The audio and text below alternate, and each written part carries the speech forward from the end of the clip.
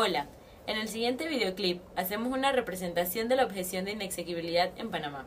Esperemos que sea de su agrado. Uno de los pilares fundamentales del orden jurídico en el Estado constitucional del derecho es el acatamiento de las normas establecidas en la Constitución. La normativa debe seguir procesos y procedimientos para que pueda existir a la vida jurídica y estructurar un mecanismo para la guarda de la Constitución una vez vigentes. Un mecanismo que permita un control antes de que sean sancionadas por el órgano ejecutivo, para prevenir una violación a la Constitución.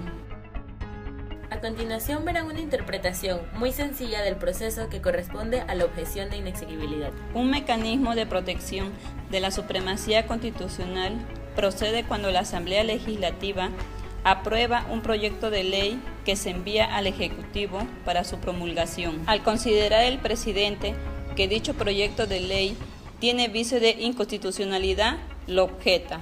Se devuelve dicho proyecto a la Asamblea en segundo debate, la cual insiste para su aprobación. Se remitirá el proyecto de ley al Ejecutivo, quien lo rechaza nuevamente. El Ejecutivo remitirá el proyecto de ley objetado a la Corte Suprema de Justicia para que decida sobre su inconstitucionalidad. El jurisconsulto nos orientará sobre las diversas clases de objeción de inexequibilidad y nos las presenta de una manera más sencilla para su comprensión.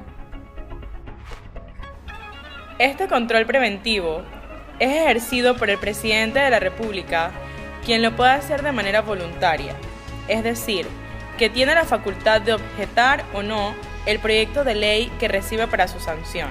También lo puede ejercer de manera obligatoria cuando recibido y objetado la Asamblea insiste en su sanción y se ve obligado a enviarlo a la Corte Suprema de Justicia.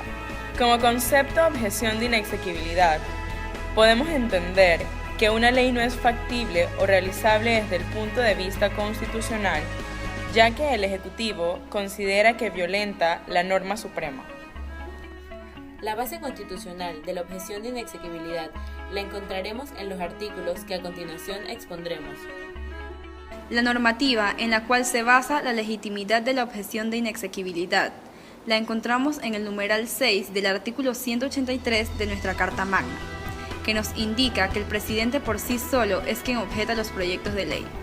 En lo que atiene a la sanción u objeción, según el artículo 184 en su numeral 1, es llevada a cabo por el presidente con la participación del ministro pertinente. El artículo 169 del mismo texto nos indica el término de 30 días hábiles del que dispone el Ejecutivo para objetar el proyecto de ley y devolverlo a la Asamblea. El artículo 170 nos habla de la insistencia de la Asamblea por la aprobación del proyecto de ley. Para que el proyecto objetado pueda ser enviado a la Corte Suprema de Justicia, se debe considerar aprobado por 2/3 de los diputados de la Asamblea, según lo establece el artículo 171 de la normativa constitucional. La estructura procesal la encontramos en el libro cuarto de nuestro actual Código Judicial, que detalladamente pasamos a explicar. El artículo 86, numeral 1 acápite C del Código Judicial, establece la competencia privativa del Pleno de la Corte sobre las objeciones de inexequibilidad. El artículo 2554 del mismo texto reafirma la competencia del Pleno y establece que se conocerá en una sola instancia. El capítulo segundo del título primero del libro cuarto de nuestro Código Judicial, dedicado a la objeción de inexequibilidad, establece en su artículo 2555 un término de 6 días hábiles con los que cuenta el Ejecutivo para enviar el proyecto y sus objeciones al Pleno. Y el artículo 2556 nos indica sobre la exequibilidad en cuanto a la reforma constitucional. En tanto los requisitos de forma que debe cumplir dicha objeción, encontramos una corriente que dice que debe ser igual que una demanda de inconstitucionalidad. Por otro lado, hay quienes se inclinan por la idea de que es suficiente remitir el proyecto y las objeciones con sus argumentos y razones.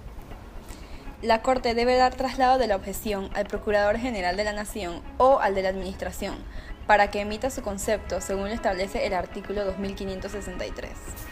En atención al artículo 2564, se publicará edicto por 3 días en un diario nacional, con la finalidad de establecer un término de 10 días después de dicha publicación para que toda persona interesada pueda argumentar sobre el tema. Para seguir el curso del proceso, finalizado el término anterior, el magistrado sustanciador tiene un plazo de 10 días para presentar su proyecto, según lo dispuesto por el artículo 2565.